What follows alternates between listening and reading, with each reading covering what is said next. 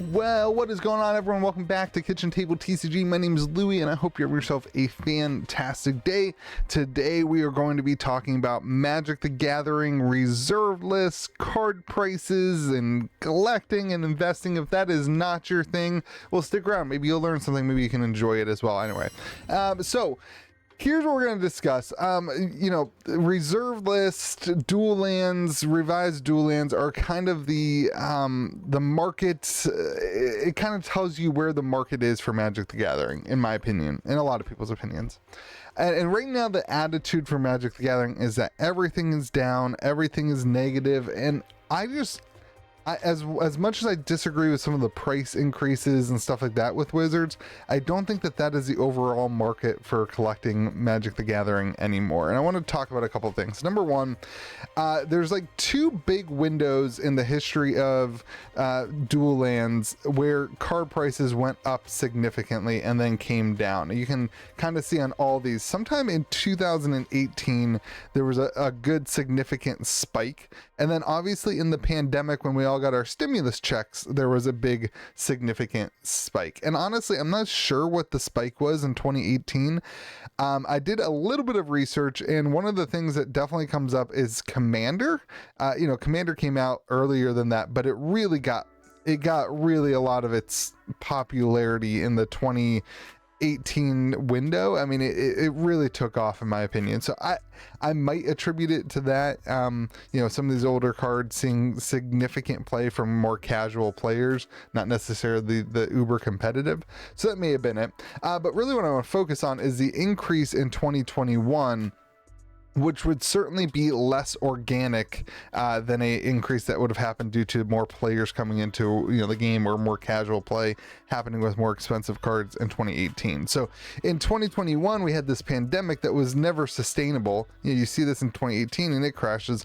2021, it was never sustainable at these price points. You see revised Underground Sea here going from about $649 or $575 to upwards of $1,200 on the average sale, but even the market price climbing, and now back down to the $700. So there's not a huge difference between $600 and $700.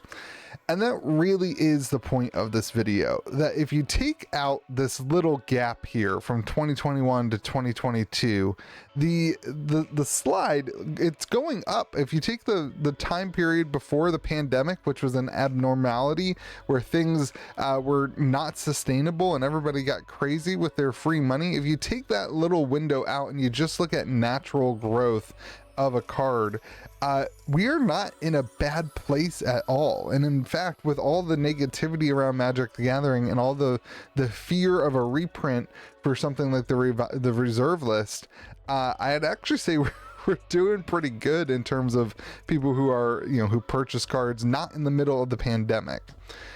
Revised dual lands are a good way to evaluate the core of the market. I think you can even go into some more Commander stuff, like, Gaia's Cradle. It's also played not in Commander. I know it's Legacy, Vintage, whatever, but it's a Commander staple if you're running creature decks and you have the money for it, or you proxy it or whatever.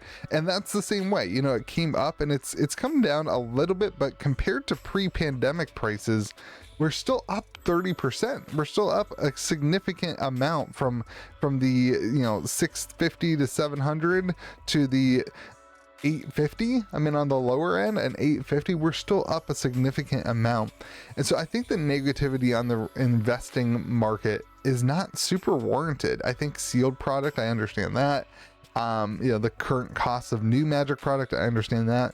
But when you're looking at vintage staples, I just don't see it. Look at Sarah's Sanctum, a card that pre-pandemic was $195 and it's still $350. In 2 years, you've seen a almost double of your card value in 2 years. That's insane. And the card's held up, significantly well.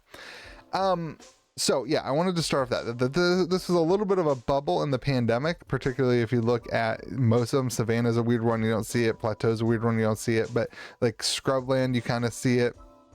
Taiga, I don't know, maybe like it's just like a weird thing where you do see a spike on a lot of the cards, but the overall market I don't think is down from a longer term. So what does that mean for you? there's a lot of fear right now for people buying these cards. And I would say if you can get a good deal on revised duels that you want to put into your commander deck to upgrade your stuff and to increase, you know, the power level of your deck, I think that this is a great time to buy. Look at Tropical Island. We are at the same price as it was previous to the pandemic. I think it's still a good time to buy. I don't have bags of this. I'm not trying to convince you. I, in fact, just picked up a Tundra because I was working on my Sliver deck and it was the only one I needed. So like I just picked up a Tundra just because I thought it'd be fun to have, you know, the most efficient mana base in my Sliver deck, just for, you know, for the memes and for the fun. And so I picked up a Tundra. And so like I just feel like this is a good timeline for these cards over a long period. But very curious to hear what you think. I know there's a lot of negativity. I think a lot of the negativity stemmed from the Magic 30 and a fear of Magic 30 opening up the door to reprints on this stuff. But man, if you look at like Commander Masters, if they were going to reprint a card like Volcanic Island or Gaia's Cradle or Sarah's Sanctum, if they were going to reprint cards like this, I think it would have been in a expensive commander product that is geared towards the higher end of the market, a, you know, $500, $400 set box, that kind of thing, in a high rarity, and they didn't do that. So I don't understand why people think still that they are going to break the reserve list and that they are going to attack cards like this, when in reality there's not a ton of evidence that they are. I was afraid that they were going to do it and they didn't do it, and so like to me that gives me a lot more confidence that they won't do it. But Wizards has burned us before, and you know they could certainly burn us again, so maybe I'm just wrong. But the market, the way I see it, you know, we're still significantly up than the pre-pandemic bubble, and I think that's a good sign for the demand for revised duels, which in you know goes into the demand for any commander reserve list staple. I'm not telling you to go out and pick up cards that are not playable and it's just speculation, but picking up reserve list staples for your commander decks to actually increase the power level, playing with the real cards, and then also looking at that as a little bit of an investment piece into your hobby and into yourself, I think is I think it works right now. Not financial advice, just my opinion. Let me know what you guys think in the comment section below. Hopefully you guys have a fantastic day. Let me know if there's cards on this list that, you know, are other factors I could have been looking at. I just picked the dual lands and a couple lands because I thought that was the best way to look at. I think another one would be like Wheel of Fortune might be another interesting one. That's another one because that's even seen other cards that have been printed similar to the effect. But you can see the pandemic spike, you know, the 2021 spike, not viable. But if pre-pandemic 227 on the price, now it's 289, so it's still up significantly. I mean, it's still a good upwards tick on the card, although the market price, that's weird, the market price is actually down. Oh no, market price is up. So anyway, cards like that as well, not as impactful as the dual lands and stuff. But let me know in the comment section below. Have yourselves a great day. Be kind to the people around you. We'll see you again next video.